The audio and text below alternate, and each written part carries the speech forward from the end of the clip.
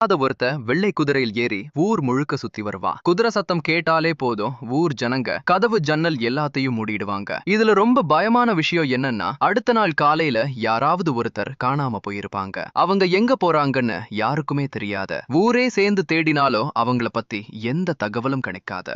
அந்த ஊர்ல ஞானம்னு ஒரு உழைப்பாளி விவசாயி இருந்தாரு. அவரோட பையன் ராய் டவுன்ல படிச்சிட்டு இருந்தா. ரொம்ப வருஷம் கழிச்ச ராய் லீவுக்காக ஊருக்கு வந்தா. குடும்பமே ரொம்ப சந்தோஷமா இருந்துச்சு. சாயங்காலம் ஆனதோ ஊர்க்காரங்க ராய் கிட்ட, இன்னைக்கு ராத்திரி என்ன நடந்தாலும் சரி வெளியே வராத, குதிரை சத்தம் கேட்டா ஜன்னல் பக்கம் கூட போயிடாதன்னு எச்சரிச்சாங்க. ராய்க்கு இதெல்லாம் மூட நம்பிக்கையா தெரிஞ்சது. அவ யாரு பேச்சையும் காதுல வாங்கல. சரியா நடு ராத்திரியில ஊர் முழுக்க குதிரை சத்தம் கேட்க ஆரம்பிச்சது. ராய் ஜன்னல் வழியா எட்டி பார்த்தான். வெளியே ஒரு வெள்ள குதிரையில தலையில்லாத ஒருத்தன் உட்கார்ந்திருந்தா. அவர் ராய பார்த்து கைய நீட்டினா. என்னாச்சுன்னு தெரியல. ராயால தன்னை கட்டுப்படுத்த முடியல. அவன் மெதுவா வீட்டுக்கு வெளியே வந்தான். அடுத்த நிமிஷமே அங்க புகை மூட்டம் அதிகமாச்சு. ராய் அந்த தலையில்லாத ஆளோட சேர்ந்து காணாம போயிட்டான்.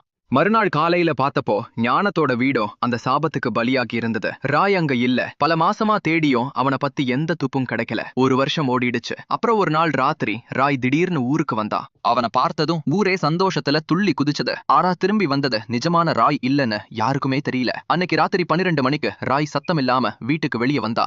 ஊருக்கு வெளியே அதே வெள்ள குதிரை நின்னுட்டு இருந்தது. அந்த தலையில்லாத ஆள் அவன் பக்கத்துல வந்தா. அடுத்த நிமிஷமே ராய் அந்த குதிரையில ஏறிட்டா. மறுநாள் காலையில மறுபடியும் ஒருத்தர் காணாம போயிருந்தாரு. ஏன்னா இப்போ அந்த ஊர்ல ஒருத்த இல்ல, 2 தலையில்லாத ஆளுங்க சுத்த ஆரம்பிச்சுட்டாங்க.